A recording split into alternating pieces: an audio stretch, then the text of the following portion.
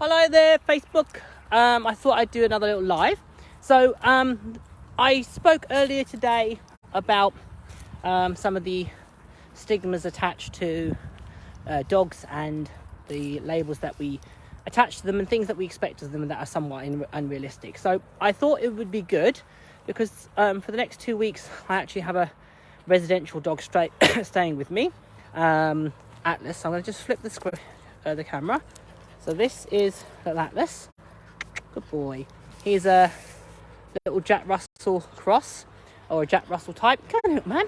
That I've got in for training for the next 2 weeks, and he's come to me because he's got some behavioural challenges.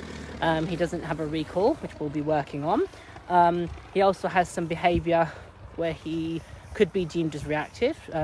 He's got some lead reactivity towards other dogs. He's got reactivity towards other dogs when he's on a lead. He also appears to lack confidence in various situations, which would be a consistent theme. So he's just having a little mooch around. There he is. Good. And I only got him literally this morning. He was dropped off actually not long after the live, so it's just wandering around. He's on a long line because I'm just letting him have a little mooch on this walk, just following wherever he wants to go, so hopefully not causing him to be concerned, and just starting to form a little bit of a relationship with him. I have in my pocket high value treats, which let me see if I can offer him one. Let's see what he does. Pop, pop. He says nope, not interested. So obviously he doesn't really know me. Oh, good boy. Pop, pop. Let's just see where he goes. So he doesn't have any relationship with me as yet, and obviously my job is to try and form that with him. So I'm just obviously letting him have a little leg stretch. He was dropped off this morning, and I tend not to mix my dogs with any residential dogs in for at least probably 24 hours. Maybe I might introduce him to the little dogs depending on how he gets on. But at the moment, he's just a little bit overwhelmed by everything, which is normal. Yeah, so it's really about getting him comfortable. And then we can think about actually starting some training and engagement and behaviour modification with him. So at the moment, I've just got him on a long line.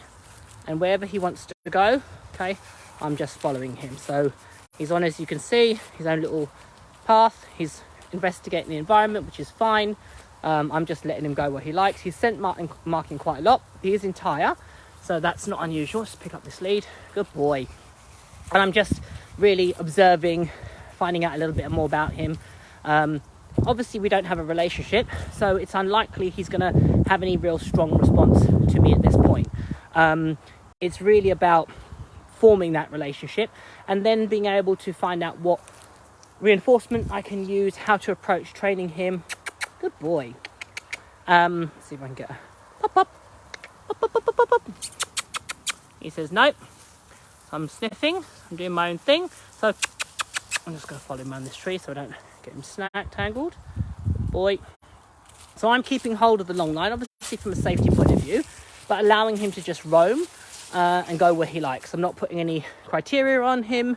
I'm just letting him basically investigate the environment and just observing and seeing how best to approach helping him. So it's really common. He's 11 months old, and that's a really challenging time for a lot of dogs where they can often develop issues or behavioural challenges that are often related to adolescence. So any of you by the way, if anybody, hopefully I'm coming out because I know people couldn't hear me, so if anybody is watching, just give me a thumbs up so I know that you can hear me. So adolescence is a notoriously challenging time for dogs where often they can develop behavioural challenges. Perfect, thank you. Behavioural challenges that could be defined as reactive. So I'm not going to use his name because I'm going to talk about that in a second. So this puppy has had some challenges definitely that are related to hormones, I would assume. He's adolescent. Come on this way. Do you want to go this way? Come on. See if he'll change with me, follow me a little bit. Let's see. Just got my long line. Want to come this way? He says, nope, I do not. He says, I do not know you. Should we go this way? So you can see at the moment no reaction whatsoever, which is normal. He doesn't know me. I've got him on a long line, and as I said, I'm trying to keep him safe. Ideally, I would take him to a place where it would be fenced off, but I don't have that luxury, as so many people don't. So I'm using a long line, a little harness on him, so I know he's safe, and if he can have a bit of freedom then, and then he doesn't get if he worries or anything, I can always keep hold of him. So I want to come up, good boy. There we go this way. Just gonna come. That's it. Good lad. So off we go again. So he's just wandering again. Good boy. Good. So I'm just letting him go where he likes. Really not fussed about what he does at this stage. Just getting him to know him a little bit. So, as I mentioned, adolescence is a notoriously challenging time for dogs, and it's where often reactivity can develop, or behaviour that's defined as reactive. So a classic instance with male dogs is they have a hormone surge, testosterone, which when that happens, they can get into situations which results in aggression, or they can be the recipient of aggressive behaviour. So essentially your teenage boy is going to get into a little school fight, or he's going to get beaten up. Either way, okay? Now, it's not appropriate, it's not what we want our dogs to do, but it's not unusual and it's quite common. The key is not to hold it and allow the this way pup, let's go sit on the bench for a little while, is not to hold on to that and live in that state forevermore, where the dog is deemed problematic or aggressive. I'm just going to reel him in a bit. So when that happens, yeah, obviously be proactive. Try and preempt if your dog is at that age, and be mindful of who they mix with. So, for example, this puppy, his name is ATLAS. I'm not going to say it. And I'm deliberately not saying it because he doesn't respond to it. I don't want to further desensitize him to it.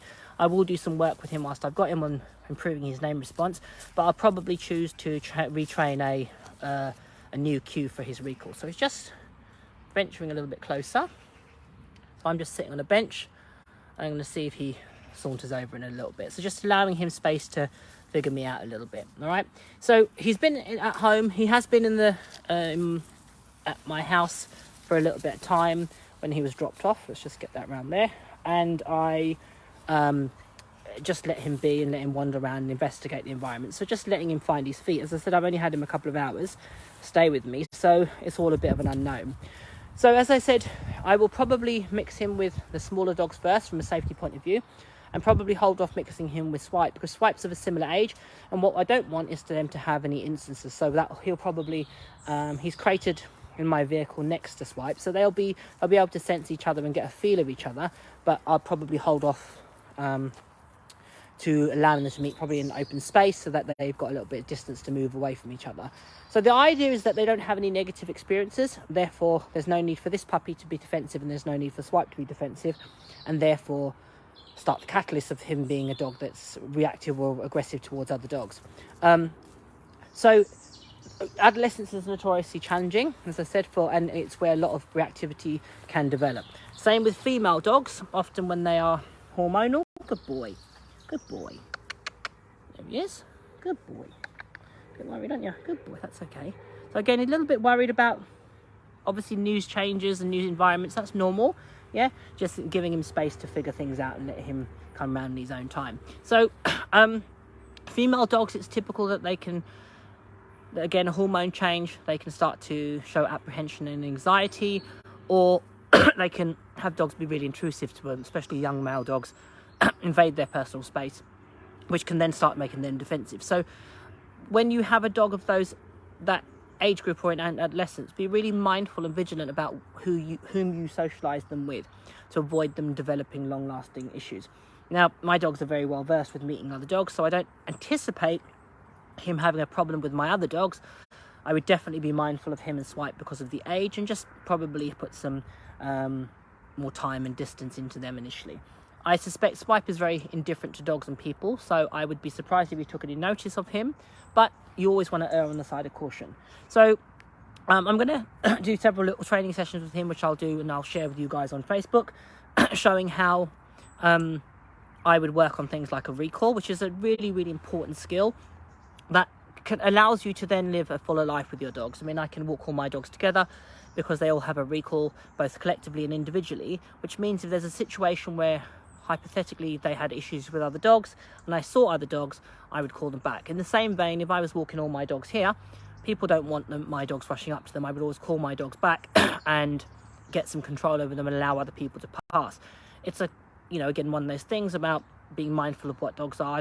I don't know the other dog. I don't know if they're going to appreciate all my dogs coming up to them. Good boy. So they probably won't. So I err on the side of caution. I try and be a courteous, respectful dog owner.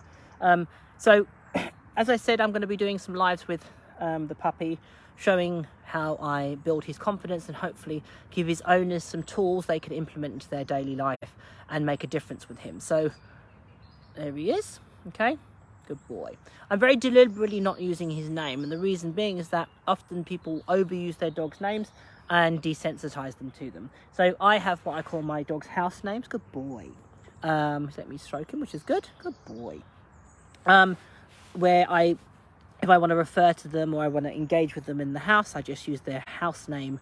And then if I want them to specifically respond, I will use like a nickname essentially. And then if I try and refrain from using their name indiscriminately so that I'm not desensitizing them to it. Good boy.